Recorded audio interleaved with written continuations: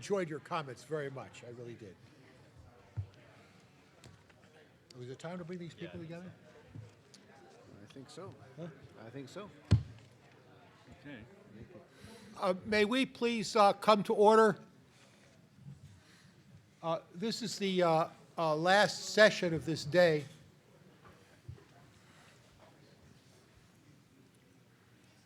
Knock that person down. Oh, power. And since it is the last session of the day, I know that everybody's had quite a lot of thinking about this. I think it's been one of the most interesting days I've been at MIT talking about energy. In a curious way, I think it's been perhaps more stimulating than the study itself that we're supposed to be pivoting off. But I am extremely impressed by the panels that have appeared here this whole day. And I think a lot of interesting points were made and a lot of thought went into what was presented to us, and there's a lot to think about. So in my remarks, I want to make a few comments about each one of these panels that we heard today. I really did think they were quite good. And I might start with the first panel, which was the one basically on technology, when we heard from Tonio, from Mark Boldo, and from Vladimir Mulovich. Have I left anybody else out of there? I must tell you, I was quite surprised about how good Vladimir's presentation was. But it really was a session that puts right at the front what MIT is supposed to be doing and what MIT is good at. And that is thinking about advances away from existing technical practice and technical ideas, which will have the potential of really making a difference in the target, which in this case was really, in that session, photovoltaic applications. And we heard a lot of interesting stuff. Again, each one of those presenters, who are talented and quite clear, said none of this is certain, but there is much potential there. If we could only lose some weight in these devices, for example, something that I've been telling myself would be an important goal. But all of them were really quite interesting. It is also an interesting piece of that session that each one of those presenters in their own way reached out for what were the problems for further development of the technology. How do they think about the challenges of really pushing the technology to the next step, to actually doing the innovation, realizing the innovation? And I think Tonio raised the point that there's something in here for MIT as well. What should MIT be doing, not only in their research programs, but in their educational programs, that will prepare students for this issue of saying it ain't just having a new idea, even a very good new idea. It's understanding how to take that through the system and implement it. Now, I must say that the idea of people putting their gadgets up on the roof and being able to go up there and measure them themselves, that may be a spiritual experience, but that's not what I think they really have in mind. They have in mind, how do we meld this with industry when we deal with manufacturing and deployment of these kinds of systems. So that's something which I think is very important. It also is clear that these advances are not going to take place quickly. They made that absolutely clear. The maturity time here is decades, not years. It connects to what is our overall policy question, which is how do we avoid global temperature increases? How do we reduce greenhouse gas emissions? And if you say, well, I would have a great idea, but it's only going to be ready 20 or 25 years from now, that puts other policy questions in front of us. But in any event, that program, that session our first session, certainly in my mind is a excellent, best session I've ever really been at about what does the future hold for photovoltaics. It does make me weep a bit about the comparison of what we heard this morning and how DOE is approaching its photovoltaics R&D program. Now, there are two pieces of that in the DOE, three really, but the two I want to mention is the Office of Basic Energy Sciences, where most of the work you heard about today is actually sponsored, and then the Office of Solar Programs, which is another matter altogether, and I'm not sure that their agenda and what we heard this morning are consistent, but indeed one of the conclusions of the MIT solar study, and certainly something that its chairman, Professor Schmalensee, mentioned at the outset, is we think that somebody ought to look at that program with some degree of. The second panel we heard about was concentrated solar power, CSP. Here is a different story. I mean, there were really, again, a real bunch of interesting ideas. I don't think it's appropriate to go through them each. However, I will say that certainly the maturity of that technology family doesn't seem to be anywhere near as far advanced as photovoltaics. The dimensions of it aren't known. The chapter in the Future of Solar Energy on CSP was under the questionable leadership of Bob Armstrong. And there, it was much more focused on big CSP, right? Yes. Fairly.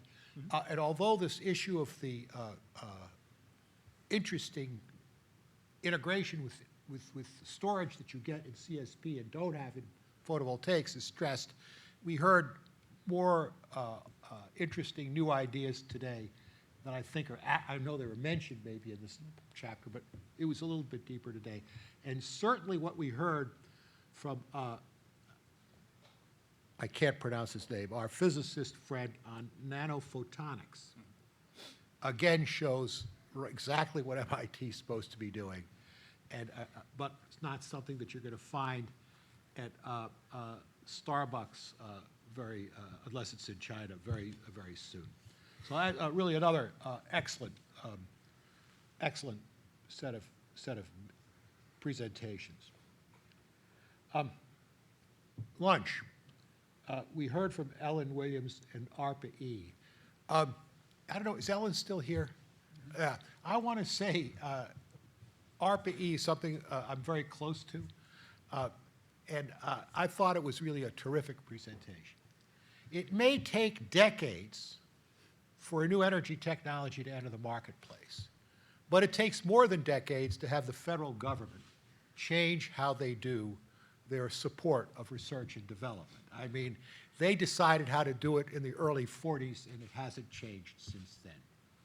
The one largest change in my half-century experience in government, more than half-century experience in government, in R&D in government, the most significant change has been the creation of ARPA-E, where ARPA-E really went out to try and solicit, select, and contract for disruptive technology projects that really focus on try to improve, get disruptive technologies into the marketplace.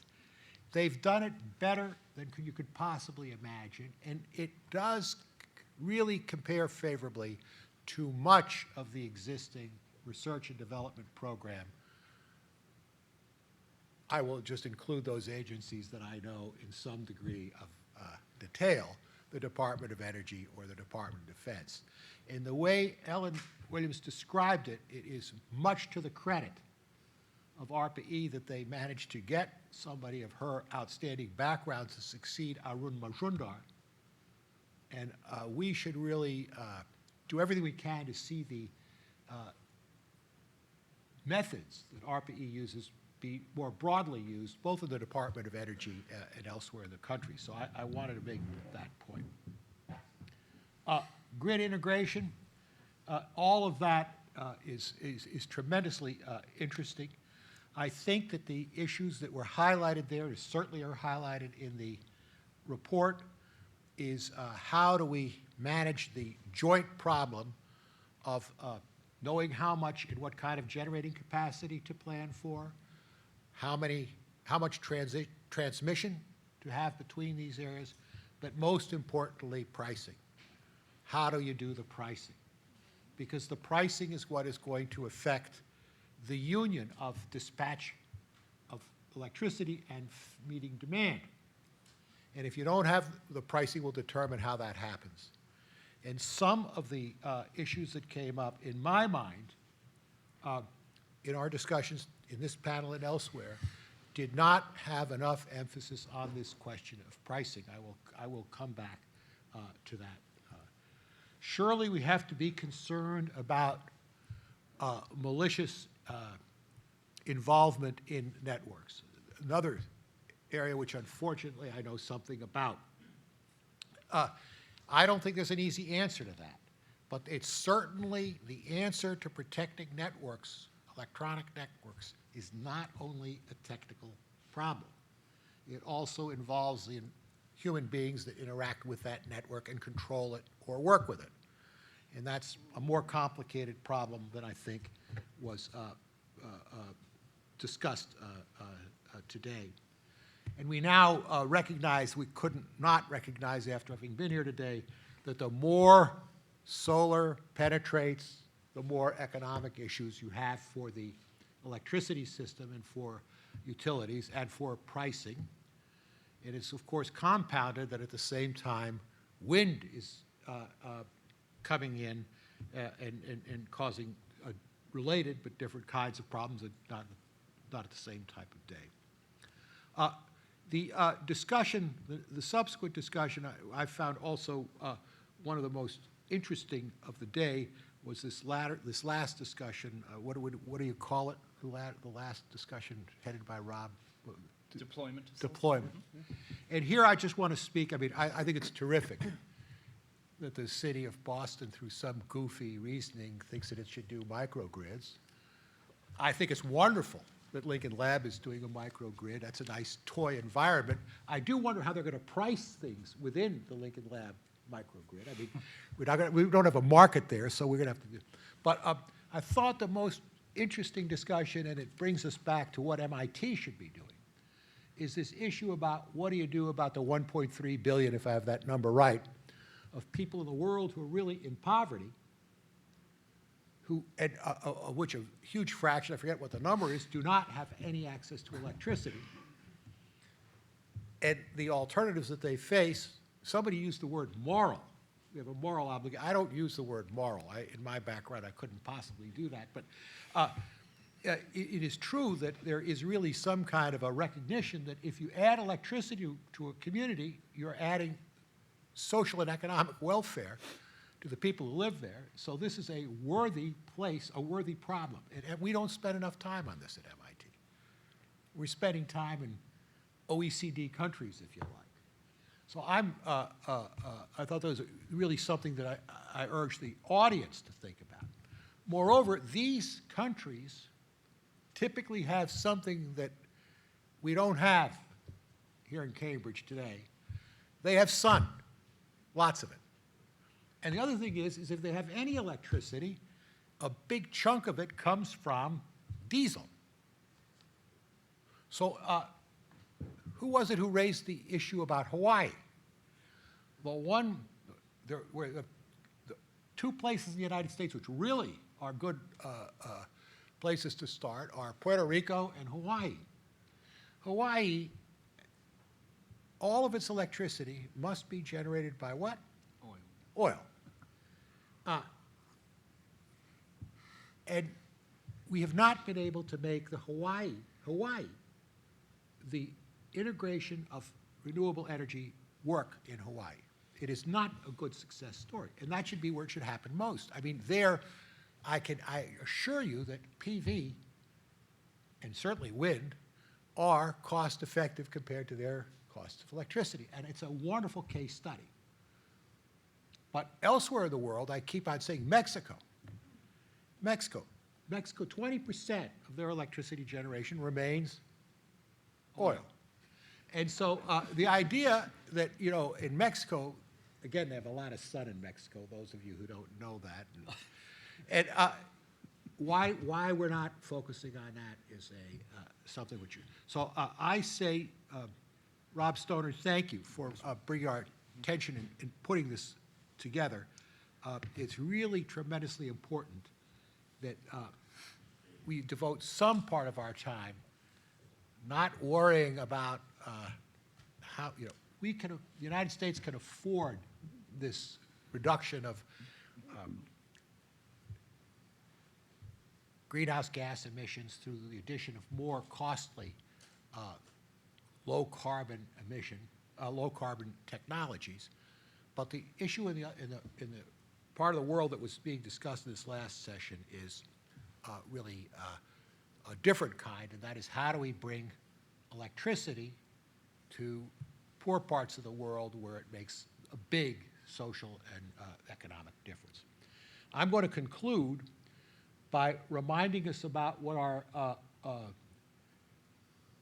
distinguished chairman, Richard Schmalensee, said this morning. And I would say that he made 3 points. He said there are 3 takeaways. I recall, if I don't have this right, which is quite possible, tell me. The first one was we really do think the R&D system needs some brushing up here. By that, I think we mean the federal R&D system, which is to a first approximation DOE. And there's plenty of material that was presented here today to support that if you compare it to what the DOE system is doing. But it's also true that the world has moved beyond federal support here in many large, in R&D sense, because deployment is happening all over the world. But that I want to underscore that there's room for improving R&D in this area on the federal government side. Second, he said storage was very important. It would be silly for me to spend any time on storage because it was really, everybody admitted that, and we came back to it over and over again. Is Yet Ming here? That's too bad because I want to take a shot at Yet Ming. There are 2 things I want to say there. He said that if they could get storage down to $100, and I don't mind if you tell Yet Ming that I'm taking a shot at it, that's okay. Down to $100 per kilowatt hour, and if there are 1,000 cycles, that's really a cent per kilowatt hour. And he says that's not so bad. But that is in addition to the cost of the electricity. So if you've made Tony's 3 cents per kilowatt hour target of photovoltaics, which is not going to happen during my lifetime, but that's okay too. That's 4 cents, but then there's an inefficiency from the charging and recharging. So even if you get down to that $100, you're still talking a couple of pennies more than whatever the PV is doing. So we should remember that. And then I was very pleased to see him talk about lithium sulfur. I always like it when people from the School of Engineering talk about chemistry. It always makes me feel good. But boy, do I want to tell you, sulfur is a hell of an atom to deal with, or an ion to deal with, whether it's in solution. It's got all kinds of valence states. It's always insoluble. So it's going to be some time till those lithium sulfur batteries get even demonstrated to the concept phase.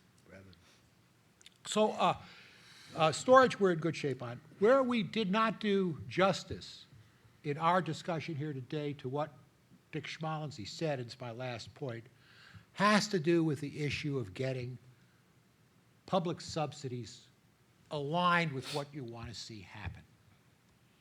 And I will point out to you that this investment tax credit of 30%, which is program to go to 10% in 2016 is something which is is a subsidy for an investment. It is not a reward for actual generation. Now, I don't know what the 30%, I'm going to give a guess, it's just a guess. That probably is the same as a 2.5 cent per kilowatt hour feed-in tariff. What? No, 3.5. Yep. 3.5. Yeah. I mean, it's even better. I will tell you that deployment of photovoltaics in the United States would go infinitely faster if that ITC were changed to a production payment of 3 cents, and the American taxpayer would not be any worse off. So the design of these pricing issues is critical. And it's also critical on the demand side.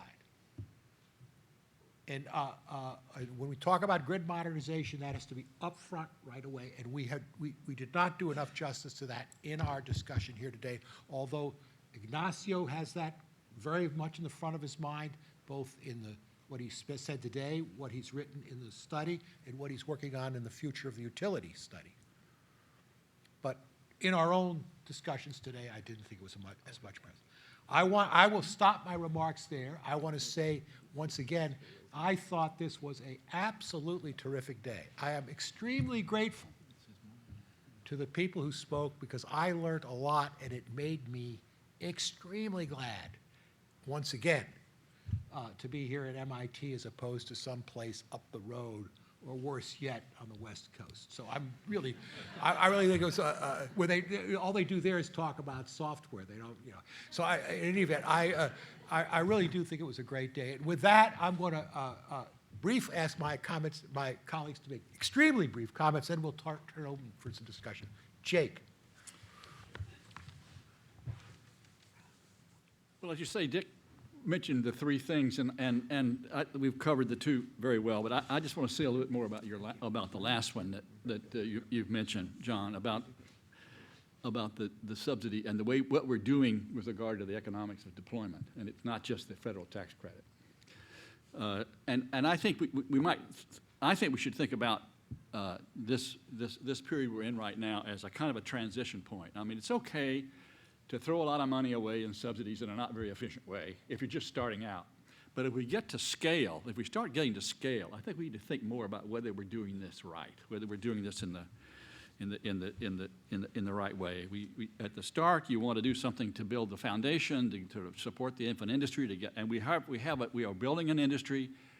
The competition is growing in both the supply and the installer industries and such. And now, as we go to scale, I think we need to rethink this. You know, I would ask 2 questions. You know, first of all, why did we want solar? And my answer, and the answer of this study, we want solar because we want to cut CO2 emissions. There are some other advantages, but mainly it's CO2 emissions. And we want to do that in a way that's not too wasteful. And the trouble with the ITC, of course, is that the way it works is a production tax credit. So the worse your plant is, the least efficient it is, the less efficient it is, the more subsidy you get. So the subsidy per kilowatt hour is greater in Massachusetts than it is in California. And of course, it's greater in a residential unit than it is in a utility unit. So it's a wasteful system, and we are just at the point where we can fix that, because it's now scheduled under the current legislation to go to 0 in the residential sector as of the end of 2016, and to go from 30% to 10% in the utility sector at that time. So there's a chance to move to a production tax credit, which is what you suggest, and I think we ought to keep that federal subsidy for a while longer, but we ought not to do it in a way that is so inefficient. Even worse is the fact that oftentimes firms that are doing this don't have the tax capacity to take advantage of that credit. They can't take it right away. So what do? They go to the financial markets, to what's called a tax equity market. And so a good deal of that subsidy doesn't go into the solar, it goes into the financial system. So there are several things wrong with that, and it could be fixed by fixing it to get out of the tax equity markets and to get out of a subsidy to how much you spent rather than how much you produced. That's the federal side. Second question is, why did we want residential solar? Because residential solar is a lot more expensive than utility solar or than, let's say, commercial solar or various kinds of joint systems that we've been talking about. It's quite a bit more expensive than at larger scale. And the subsidy that's going into that is not only larger because of the federal tax credit, but there are state subsidies. There's additional state subsidy in Massachusetts. And under the portfolio standards that we have in many states, it reaches additional subsidy through if you install a unit, if you install the solar host, residential solar host, any solar host gets the solar residential energy credit, solar REC. The solar REC today, the price of the solar REC today in Massachusetts is $200 a megawatt hour, which means that if you can realize the whole amount, I mean, there are some transactions costs, you may not get it all, 20 cents a kilowatt hour. And the ITC is 6 or 7 cents a kilowatt hour. And we could add, if we wanted to spend some time on it, the effect of net metering, which is a controversial question, but additional subsidy not from the federal government, not from the state, but from your immediate other non-solar customers, additional subsidy. So that if you add that up in terms of cents per kilowatt hour, and then you convert that into what you're assuming implicitly about the price of carbon avoided that's implicit in that, it's many $100s a ton CO2, many $100. Many times what most people use as the social cost of carbon. Now, why do we want to do that? I think it's worth thinking about why we want to do that. I mean, there may be reasons for doing it beyond just the CO2. John and I are the only people who were old enough to remember the Second World War. You know, I remember that we used to collect newspapers. Remember, we collected newspapers and tin cans and tinfoil for the war effort.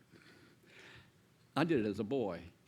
Why did we do that? It really didn't contribute to the war effort. It didn't contribute to material to the war effort. What was important is that people felt they were involved in the process of fighting the war.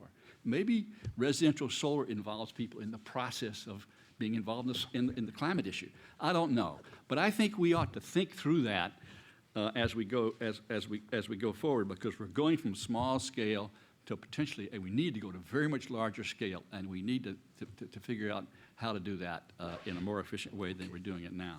It's part of what's in the study. Dick mentioned it, you mentioned it, but I throw it in now as a part of what's in this study, which was not fully covered in the other sessions. Thank you. I want to just say that Jake was an Eagle Scout. So, Frank. So, first off, I think today was a very, very positive day. I think we all learned a whole lot. I certainly did. And I think it's fair to say that, the story that has unfolded for solar over the past 5 years is a very, very positive story. Where we are today with respect to solar as a real option for addressing climate change and so on would have been very hard to conceive even 5 years ago, really. And that's a great thing. But I think it's also important to appreciate that the vision or the view that solar is here now today and is going to be universally competitive and so on and so forth, which many people are beginning to come under the impression of, is not really true either. And one of the most important slides I would contend of the entire day was a slide that Ignacio, out of his 25 slides, threw up in passing, which showed the important effect of a decline in the return that solar investors will see as solar penetration moves towards those types of appreciable levels it needs to in order to be meaningful in the climate balance, or in the climate challenge. Those price suppression dynamics really put a tremendous pressure on taking further cost from solar systems. And I think in the first panel we had today, and in the cost of storage, I should add, but I think in both the first panel and the panel on storage, we heard a very positive story about what likely can be done or work in the lab that has great potential. But we also heard a cautionary note that right now there is a gap between the types of technology that we've rolled out and the type of work that's happening in the lab, and the scale-up challenge that exists in between. And I think that, for me at least, is probably one of the salient takeaways from today. Thank you. Bob? So the point I'd like to add to what's already been made here is that in addition to hearing lots of interesting technology advances in the different sessions, what I saw the beginnings of, which is what I hope to see at this day, was the beginnings of cross-session interactions. So I think that the answers and key issues we need to address to get solar deployed at large scale lie at intersections between the PV group and the CSP group and the grid integration group and storage and buildings. I thank Christoph for getting that conversation started at the very first session, when in the question session you asked about how these materials get integrated into building materials in ways that they can be replaced when they're worn out. But I think that's a really critical issue. I hope that this lives on after this day and that we continue those interactions across the groups here on campus. Thank you. Well, thank you. And I also should say thank Bob and Frank for having organized this day, because it really is their deal, and Rob, I guess, too. But it's been terrific. And we now are open to comments, remarks, questions. Anybody have anything that they would like? Ellen. So I'd like to make a comment, and it's about grid integration. So throughout the day today, we've all heard a lot of stories about how much trouble solar has caused the grid. And I'd like to put a slightly different slant on that perspective. You might have heard the stories today and said, oh my goodness, we used to have this beautiful, wonderful grid, and bad solar came along and broke it. And there's plenty of people who would like you to listen to that story and think about it that way. But there are constituencies, and to some extent this is a political discussion. So in fact, we didn't have a beautiful, wonderful grid. We have an old grid that was designed harum-scarum, and it was designed using technologies and approaches that were appropriate and the state-of-the-art back in the 50s and 60s and so on. There's huge opportunities to modernize the grid that would benefit the grid overall in the absence of any demands from renewable integration whatsoever. And the grid as we have it right now, with very simple modernizations, could accommodate a lot more renewable, even without any physical changes. So there is a lot that can be done with the grid that would benefit the grid overall, and that would incorporate more renewables at actually relatively low cost. And I'd like to give you one example. We heard someone mention today that PJM had done a study in which they had modeled increasing levels of renewables on their part of the grid and discovered, not surprisingly, that there would be a lot of curtailments of renewable energy required. ARP-E has a team that we sponsored to do some grid algorithm work at Boston University. They came up with a very nice algorithm for choosing the best ways of controlling the flow patterns in PJM, and it was applied to PJM's grid in a study with PJM.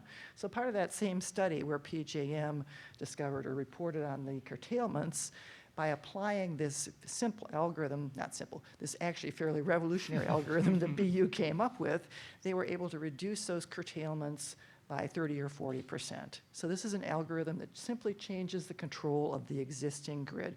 PJM is following up on these types of algorithms in a big way. Many of the more forward-looking utility companies are looking at these sorts of things. So when you hear people talking about how bad renewables have broken the grid, stop back for a second. That's not the whole way you should think about this story. Thank you, Ellen. Other comments? Any other?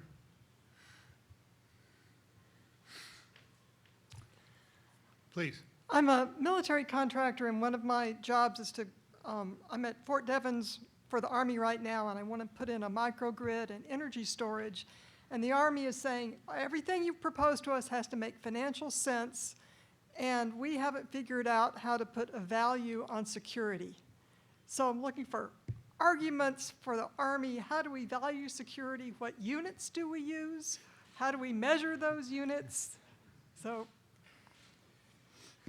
When you're speaking of security, you're talking about the grids?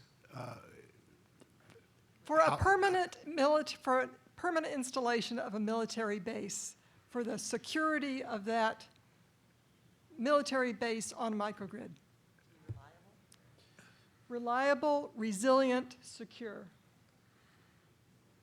Well, I want to make a remark that you may, I'm sure you're aware that there is actually a very strong office in the Department of Defense and the Office of the Secretary, which is concerned about energy efficient and secure, safe electricity provision for all installations that the Department of Defense has. And so there's a system, I don't know how well it's operating today. I know that it was operating fabulously 15 years ago, but I don't know how it was operating today. There is a system to address exactly that question. I might say that in the case of Hawaii, the military is such a large fraction of the Hawaiian demand that if you just use that energy a little bit, you can really do a lot. You have a lot more flexibility to solve both your problem and the general Hawaiian Island problem. Well, anybody else? Yep. There's one. Where? Up, Hi. thank you. So we heard a little bit mentioned during the day about demand response. And I'd be interested in your take on solar and solar storage playing a part in that going forward, as opposed to bringing on diesel generators and things like that. Do you see this as becoming a more pervasive way of providing some additional capacity as necessary as these systems become more cost-effective and popular? Thank you. You want to answer that, Jay? Well, yes, I think in all this adjustment to renewables, particularly both the wind and solar, demand response has a huge potential, and in fact, a lot of our utilities use demand response. We've always had demand response for large industrial units with interruptible power, and in a lot of systems in the country now already today, you have contracts where you can sign for the regular price per kilowatt hour. This is a home, or you can say, well, we'll give you a somewhat cheaper price if you agree to let us adjust your air conditioner when we want. My son has a arrangement like that in Baltimore Electric. So we have that now. And there's a tremendous potential for that in the development of devices that give the consumer information, although not a direct price signal, or the development of appliances that can take information about what the price is and decide, you don't run your dryer at 5 o'clock in the afternoon, run it at midnight. Or what we're lacking to really do that really well is for the consumer to actually see the price signal. Now, there was a grid study run by Mighty, and if you're interested in some of the discussions of that, the ultimate solution is to somehow to pass that price signal, that hourly price signal, closer to the consumer. That is politically extremely difficult to do. But even providing information about what the price is has a lot of potential. And I think one of the problems is that unless you're a kind of a energy nerd and you like to go to Google and buy those gadgets and attach them and see, look at the lights and decide what to do, we don't really have a very good system to incent people to do that, for utilities to provide the incentive for that. So there's a lot of potential there. I think it could have a substantial effect, and my guess is that at the margin, adjusting to some of these problems that way is a lot. I'll say this, so you can. Maybe it'll draw another comment from the audience, a lot cheaper than what we think now storage would cost. Well, the thing which is certainly true is you can't think about designing a smart grid which doesn't have this feature in it Yeah. one way or the other, either implicitly or explicitly. So are you advocating for consumers to pay for power, similar to the way that commercial entities do, where you have a much more transparent demand charge based on time? Yes. Now, I don't think it's, the question, if you can't hear the question, is would I advocate that the consumer sees the price? And the price would vary, it depends on the system, would vary by a factor of 2 or 3 over the day and different between the summer and the winter and such. I think passing through the locational marginal cost, if I put it, the locational marginal price, that's too much for people to take. But I think it's it might be possible, certainly with the metering infrastructure we have, to have the customer see a two-part price, let's say a two-part price on a day and a shift by 2 seasons. So imagine you had a price where I sit in Belmont, Massachusetts, and the price is 19.5 cents a kilowatt hour. What if I knew, what if I was told, and then what if my meter could charge me and they would charge me 25 cents a kilowatt hour between 11 and 6, and they charge me 15 cents. I'm making this up. And that's the price in the price in the summer. It's those 6 months. Just very simple. That would make a huge difference. I think that would, even very rough information to consumers would incent what we're talking about. I had a couple of questions about one of the things mentioned in the introductory section, which is the large role of balance of system costs, especially for PV. That's not something, we heard a lot about technologies that might enable changes in balance of systems like lightweight materials, but we didn't really hear a lot about what might be done for those systems. And the remark was made at the beginning, and it is in the report, that there should be research in that areas. So is that something that, who should be doing that? Well, Is that something we should do or not? And the other question about that is, one of the things that Dick mentioned is permitting, and I've heard this before, and I've certainly repeated it many times, that there's a lot of non-uniformity, it's very expensive. But when I heard it today, I said to myself, wait a minute, why is this such a big problem?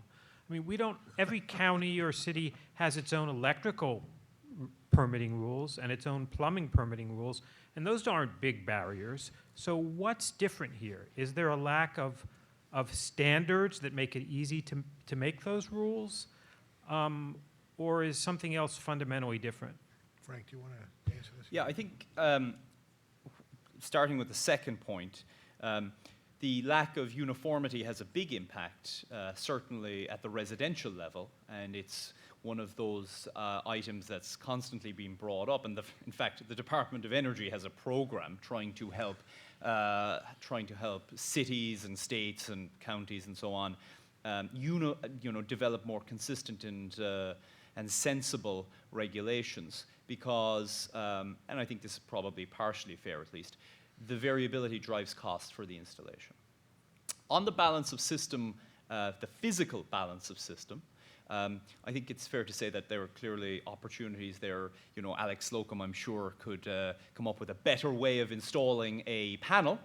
But I think, much of the work that Tonio, that Mark, that Vladimir was speaking about, I think that is really perhaps a better avenue to go after some of these costs over the longer term, because ultimately through more efficient and lighter weight active devices, you will be able to reduce those physical balance of system costs as well.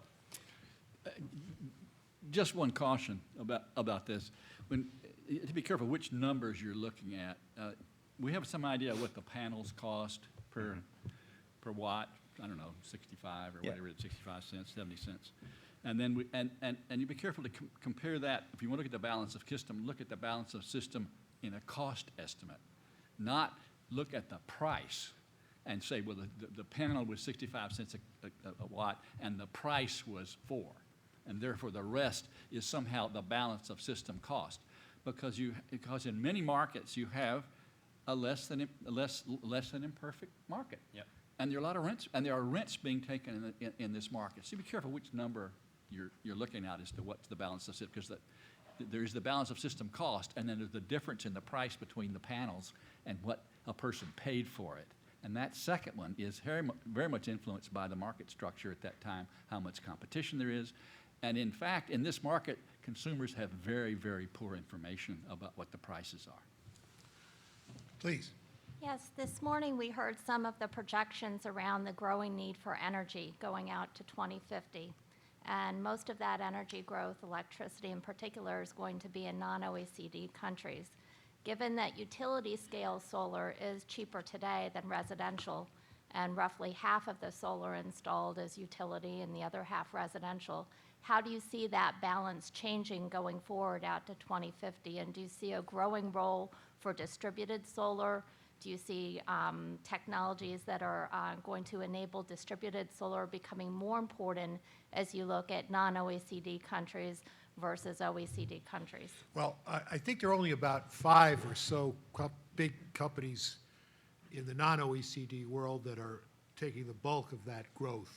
China, Brazil, Mexico, Indonesia, India.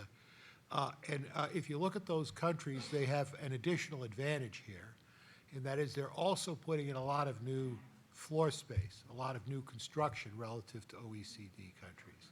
So when we talk about residential here, although it's not a big fraction, it's 10% of what we do anyway or something like that, most of it is on existing structures. These countries have the possibility of doing distributed solar in new construction, of which there are many, many square feet. For example, I think India is going to add more new square feet than we have altogether. So if you were to do, as was some discussion today, put PV systems on the new construction, it's a cheaper and different problem than centrally located.